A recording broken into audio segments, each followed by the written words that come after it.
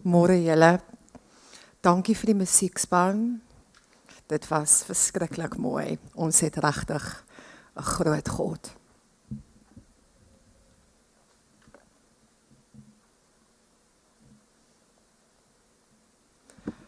Ons lees vanoggend saam uit Genesis 6, 5 tot 8. Toe die Here sien dat die boosheid van die mens op die aarde groot is en dat alles wat hy in sy hart bedink altyd net sleg is, was die Here dat hy die mens op die aarde gemaak het.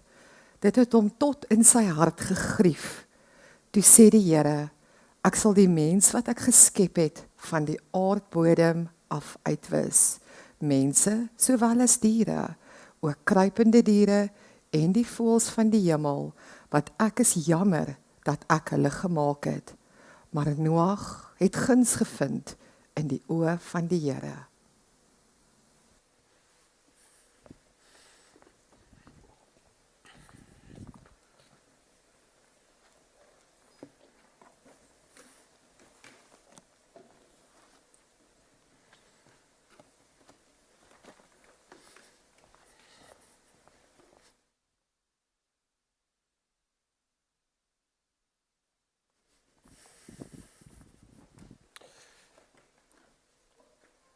Sy gemeente net so vinnig na die diens gaan ek vinnig net verduidelik waar gaan kerkplanting. Het gaan baie kort wees 5 minute en daarna gaan ons kinderhuis toe.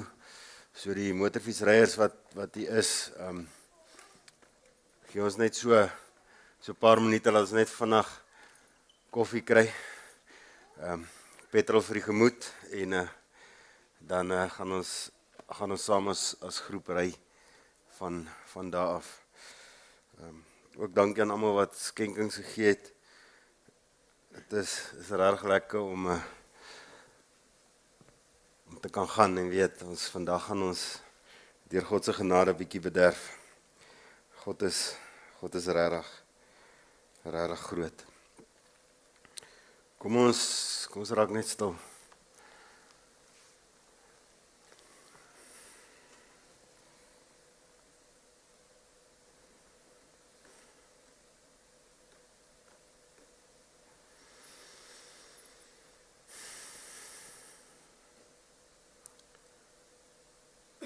Spreek, Here, ons luister.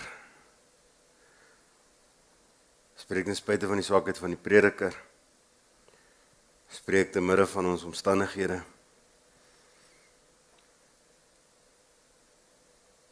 Spreek.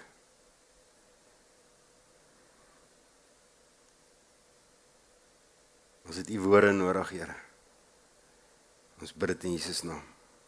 Amen.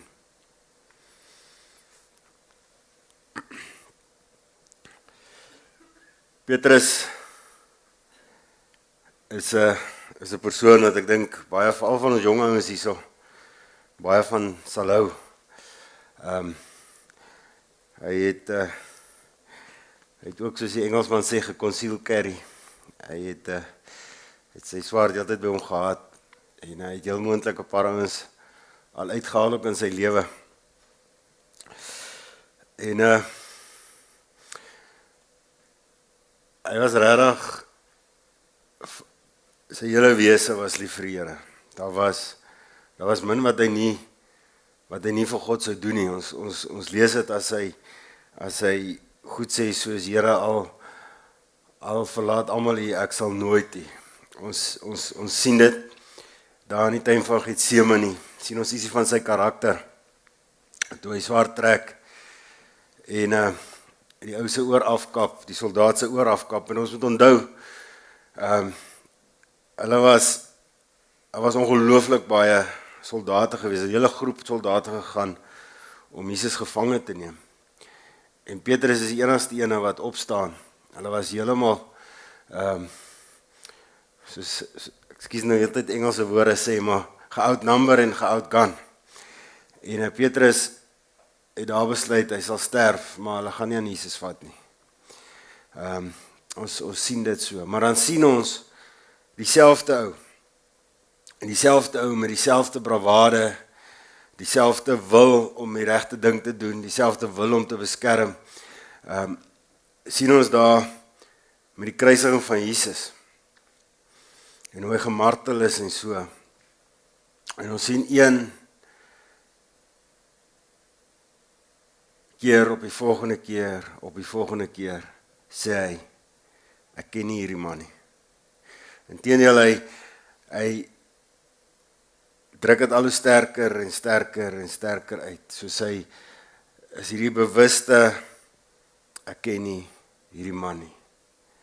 En toe hy besef, toe sy oë oopgaan van waarmee hy besig is, toe word dit binne in hom so donker, soos wat dit buite hom was. Ja, die vuur waarby hulle warm gemaak geword het, kon hom nie warm maak nie, kon hom nie troos nie. Hy breek weg en hy's 'n gebroke man. Hierdie kampvegter vir God, hierdie kampvegter vir wat reg is 'n stikkende, gebroke man. Iemand wat nie glo in homself nie. En ons lees van Paulus dieselfde. Paulus skryf, of ietsie daarvan lees ons in die teks 2 Korintiërs 12 is so 'n bietjie al as Paulus al genesing vind, maar dit sê iets van wat Paulus beleef het, nê. Onthou uit die Christene vervolg en toe ons Here Jesus aan hom verskyn, toe is die woorde, hoekom vervolg jy my? So Paulus het gedink hy doen die regte ding. Hy het gedink hy is die ene wat vir God se saak beklei. En hy was bereid geweest om dood te maak vir dit. En hy het die vermoë gehad.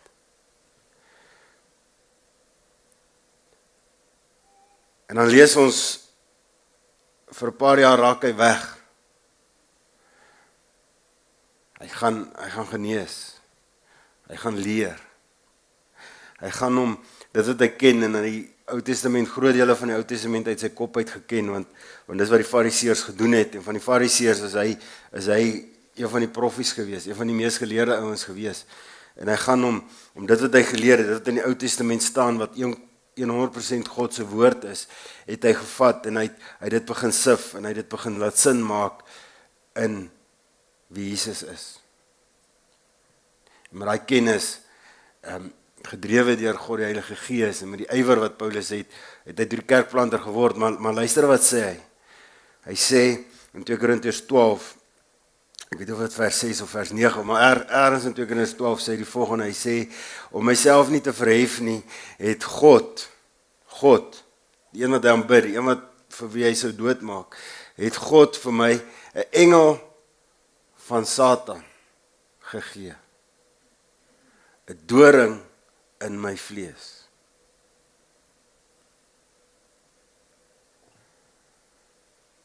Was dit die duiwel wat besig was met Paulus? Ja.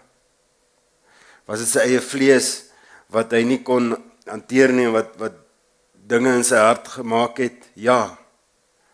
Was dit God gewees? Ja.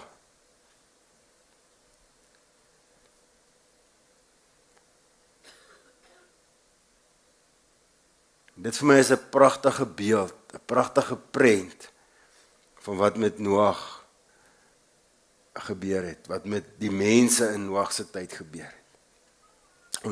Ons hervat ons reeksie oor Genesis. Dis 'n baie belangrike deel in ons geskiedenis, baie belangrike deel in die Bybel, om die woord reg te verstaan, is Genesis 1 tot 11, eintlik 12, maar eintlik die hele Bybel is belangrik, maar Genesis 1 tot 11 is die sleutel, wat half 'n prentjie vorm van die hele evangelie, van God se besluit en hoe God werk met mense. Ons lees in Genesis 6 wat ons nou gelees het. So ons dek vandag se preek 6 tot 9. Gaan lees gerus alles, want ons kan onmoontlik nie alles lees vir 'n diens nie. Maar Genesis 6, daai 3 verse wat ons nou gelees het, vertel van wat gebeur het. God het die aarde goed geskape. Hy het Adam en Eva gemaak na sy beeld. Hy het hulle die vermoë gegee om met hom te wandel.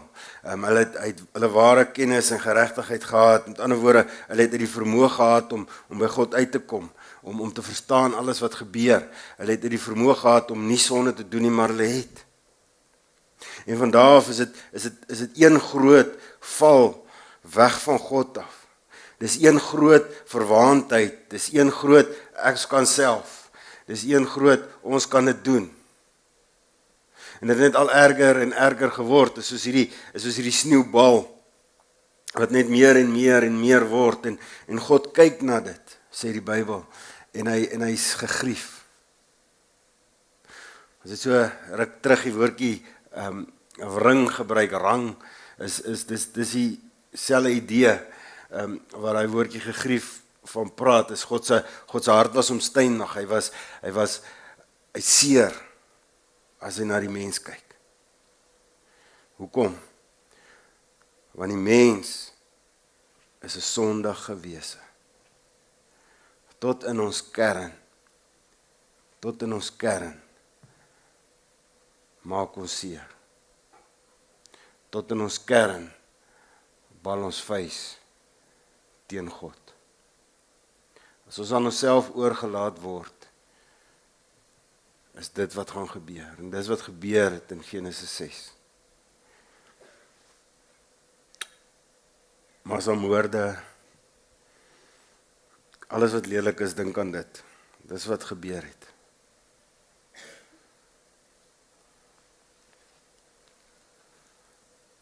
En dan sien ons hierdie figuur, Noag. Doodgewone ou, niks heilig nie, niks goed nie, niks beter as die res nie. 'n Doodgewone mens.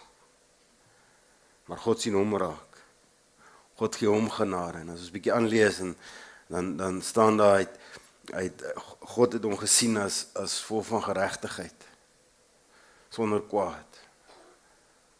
En dis 'n bietjie hiperbool, né? Want daar was geen manier dat hy sonder kwaad was nie. Hy is 'n sondige mens gewees, maar as God na hom kyk, is dit wat hy gesien het. En in die wêreld se oë was hy hierdie mal ou. Hy het gehoor wat God sê en hy het gaan doen iets wat hy self nie verstaan het nie. Want in daardie tyd was nog nie sulke skepe gewees. In daardie tyd was daar nog nie vloede gewees. Al wat hy gehad het, is dit wat hy geweet het, God vir hom sê. En dit wat hy kan doen.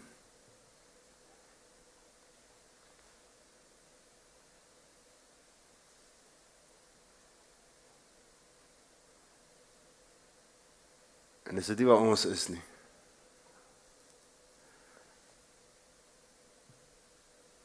Ons is dalk Petrus se, Paulus se. Dalk is jy hierso waar jy voel soos die mense in Noag se tyd. Jy's te sondig hiervoor. Ek het hierdie week 'n paar gesprekke gehad om een of ander rede stuur God die laaste paar weke ouens wat nie meer glo nie en baie seer het en so. 'n Paar gesprekke gehad en 'n paar ouens wat sê hulle kom vandag vir die eerste keer weer in lang tyd. Een van hulle het nog nooit in 'n kerk gewees nie. En ek dink 3 is nie hier vandag wat gesê het hulle kom. Maar wat met vrees belaai is om hier te kom. Hoekom is ons met vrees belaai? Hoekom sukkel ons om kerk toe te gaan? Hoekom sukkel ons om hy tree te neem nader aan God? Want ons weet diep in ons harte, ons is soos die mense in Noag se tyd. Swak, sondig. Ons is die wat seer maak. Ons is die wat nie goed genoeg is nie. Ons weet dit. Maar God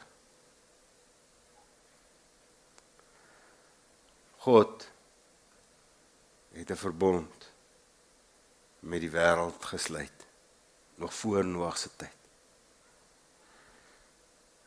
As dan na eerste slide asseblief.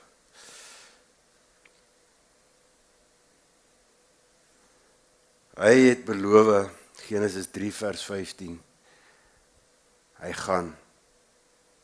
gaan redding bring. Hy het beloof, hy gaan hoop bring. Hy het beloof, hy gaan vir die mense in sy omstandighede, gaan hy Messias gee. En ons lees daarvan in Genesis 3 vers 15, die eerste keer wat hy sê,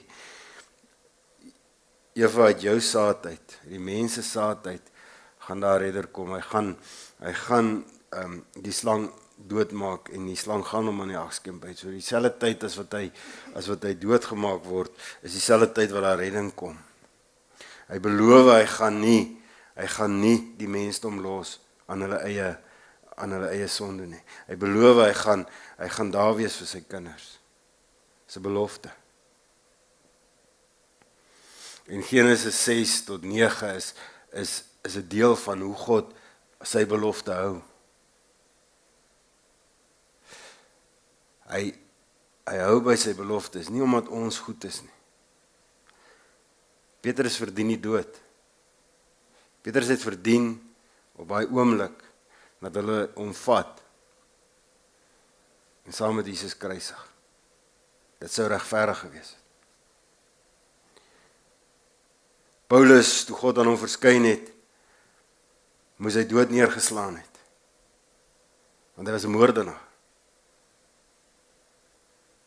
God sou regverdig gewees. Noag, toe God met hom begin praat, sou dit regverdig gewees het as God gesê het, ek verwoes almal. Maar sien, God is nie mens nie. God oordeel nie soos ons nie. God het genade. God is die een wat vryspreek. God is die een wat hoop gee. God is die een wat in ons donker inkom en ter spyte van ons swart, ten spyte van ons seer, ten spyte van ons sonde, iets daarmee doen. En hy sê vir Noag, bou, want ek gaan skoon was. En Noag begin bou. En hy bou. En toe die tyd ryp is, toe bring God die diere in. En hy maak die sluise van die aarde oop, en hy maak die sluise van die hemelruim oop, en dit reën. En God was skoon. En elke liewe dood was die duiwel gelukkig. Was die duiwel besig? Ja. Was God daar? Ja, want hy het gesê dit gaan gebeur. Was die mense vlees betrokke? Ja. Elke liewe dood was regverdig en geregtigheid. Sien, ons wees nie God se wees nie. Hoe ons dinge wil regmaak en uitpleis, is nie God se manier nie. Maar ons weet dit, God is nooit nie aktief besig nie. En dit is troos vir ons as sy kinders, want as ons glo in 'n God wat almagtig is, wat alwys is, wat al goed is, wat alomteenwoordig is, dan glo ons dat wanneer ons in swart tye is, dat wanneer ons in ons donker sit, dat wanneer dinge gebeur wat ons weet dalk verkeerd is, maar in die wêreld se oë reg is, dat God betrokke is.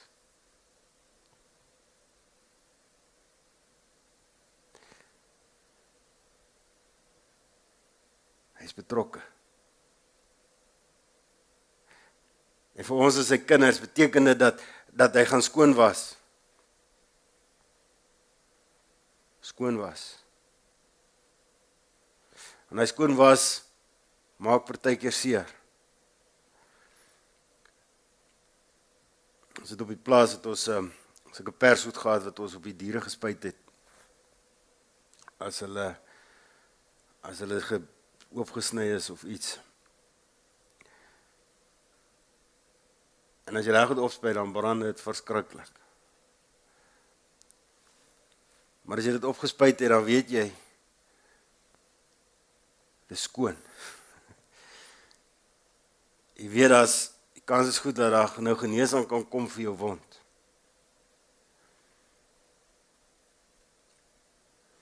En hy pers vat lank om af te was, maar hy pers die herinnering dat jy nou aan 'n draad gevat het jy nie moes nie. Hy pers die herinnering dat jy 'n seer het wat besig om te genees. Hy pers die herinnering dat daar iemand was wat betrokke was by hierdie wond. En net soos ons lewens ook. Paulus noem daai seer in sy lewe noem hy 'n doring in sy vlees. Hy beskryf dit as 'n engel van Satan wat hom aanrand.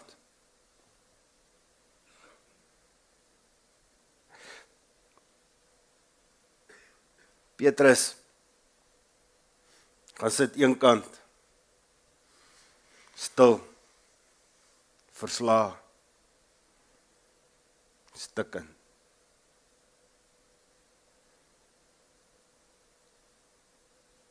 Noag, as ons lees, ek wil nou nie volgende preek vooruitloop nie, maar Noag, as ons lees, dan gebruik hy alkohol. Hoekom? Baie redes, ek was nie daar nie, maar ek vermoed, dit is 'n manier gewees om te cope. 'n Manier gewees om sin te maak. 'n Manier gewees om die stemme in die kop net bietjie kalm te maak. Te doof. Sagter te draai. Want dit raas.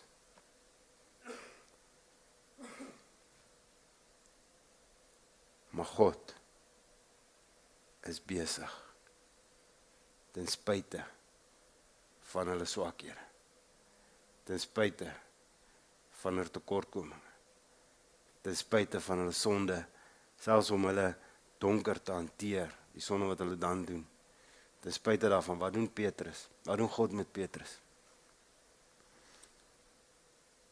Hy verskyn aan hom, en hy vra vir hom, het jy my lief?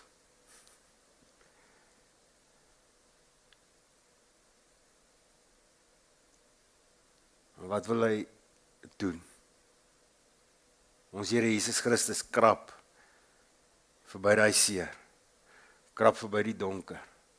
Hy krap na die kern van wat in Petrus se hart is, en dis liefde vir God, die beweegrede agter hoekom hy dinge gedoen het, en hy alles wat vrot is rondom dit, was hy skoon.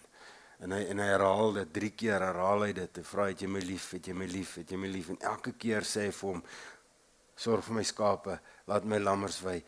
Hy gee hom 'n opdrag aan sy kudde, hy vertrou sy kudde aan hom toe. Want Petrus moet 'n ruggraat terugkry. Petrus moet hoor, jy dink jy's te swak en te sondig, maar dit gaan oor my. Paulus, die disippels wat hom genade gee, die wegbreek wat hy gaan sit het en leer het, en gedink het en bepeins het oor die dinge, dit alles gebruik God, sodat hy kan hoor, Paulus, ek herstel jou. Noag het tyd nodig gehad op die ark, en Noag het nodig gehad om te sien hoe God redding bring, Noag het nodig gehad om te sien hoe God skoon maak. En uiteindelik gee God vir Noag as seël, volgende slide asseblief, gee hy vir hom 'n belofte. Hy gee vir hom 'n reënboog. En ja, die reënboog is universeel. Die reënboog is daar om vir die mensdom te herinner dat God nie weer sal vernietig deur 'n vloed nie. Dat God trou is aan sy belofte. Ja, dit is dalk meer weier as net vir Noag self, maar Noag kon hoor, Noag, ek het jou nie vergeet nie. Noag, ek is nog steeds teenwoordig in my genade.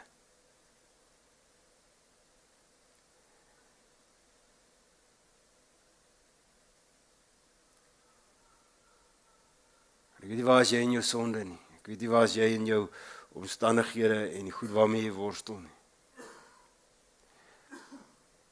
Maar mag God in jou lewe gee, dat jy soos Petrus en Paulus en Noag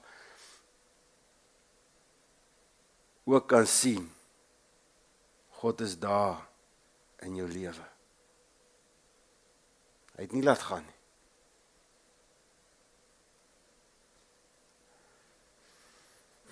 Hy het nie laat gaan nie. Jy het dalk laat gaan. God het nie laat gaan nie. Jy dink dalk, jy is nie goed genoeg nie. Maar jy is nie goed genoeg omdat jy iets goeds doen nie. Jy is goed genoeg omdat daar 'n kruis is in jou lewe. Volgende slide. Dankie. Jy is goed genoeg omdat daar 'n kruis is in jou lewe. Jy is goed genoeg omdat daar God is wat beloftes het vir jou. En daai beloftes sien ons in die doop en ons sien dit in die nagmaal en ons hoor dit in die prediking. Is God wat sê, ek's daar vir jou. Ek sal jou nooit begewe en jou nooit verlaat. Liewe lidmaat, waar jy ook al is, kom terug na God toe. Laat God toe om skoon te was. Eintlik kan jy nie God toelaat om iets te doen in jou lewe nie, hy doen dit. Dis wie hy is. Maar hoop om teen die prikkels te skop. Kom na God toe met jou seer. Staan op en hoor hoe God jou ruggraat terugdruk. En sê maar ek het jou geroep. Jy is kostelik, jy is hoog geag.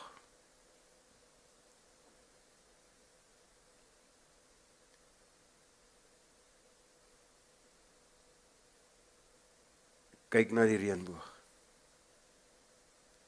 Kyk na jou doop. Kyk na die nagmaal.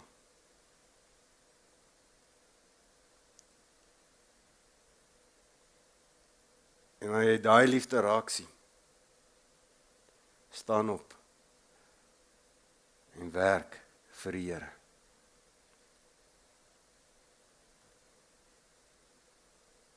Werk vir die Here. Moenie dat seer wat mense in jou lewe gemaak het, moenie dat die seer wat jy gemaak het, jou weerhou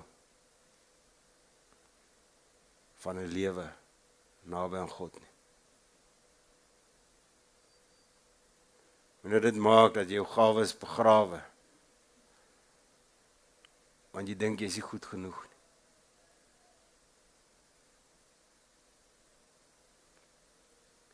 Noag het geweet hoe om hamer vas te hou. Noag het geweet hoe om hout te vat en op te saag, boom te vat en planke te maak.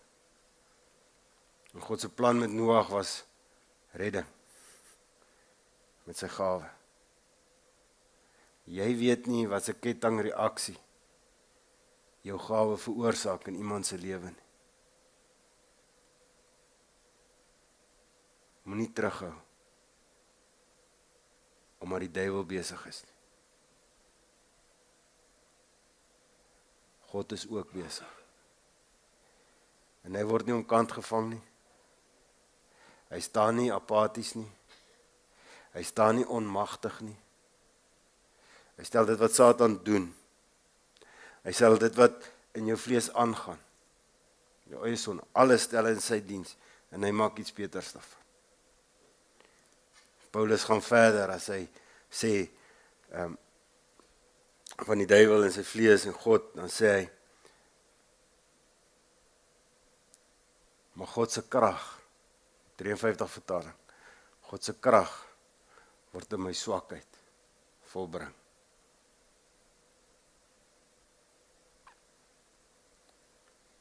Dit wat Satan jou oorfluister, en wat hy wil gebruik om jou te laat ophou,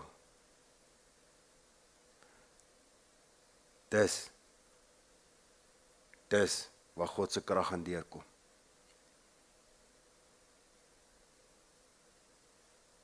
Kom ons bou, kom ons vertrou, kom ons herstel. Ons huwelike, verhoudings by die werk, verhoudings met ons families, kom ons gebruik ons gawes. Jy weet nie hoe God jou gawe gaan gebruik nie. Ek dink nie Noag het 'n idee gehad, maar hy het vertrou. Paulus het nie 'n idee gehad nie. Petrus het nie 'n idee gehad nie. Ons is niks beter nie. Kom ons bid saam.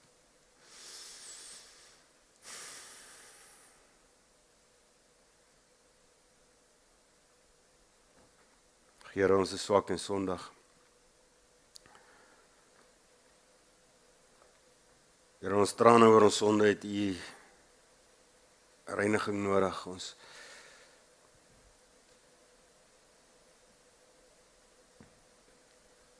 Ons het U nodig, Here.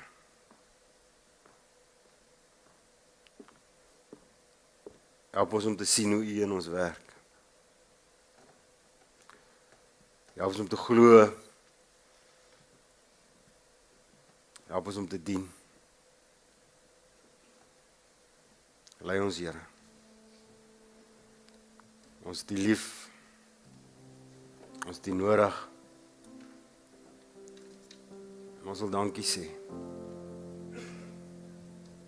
Dankie dat U nie los nie. Dankie dat U getrou is. Al is ons ontrou. Dankie vir 'n kruis in ons lewe. Dankie vir genade.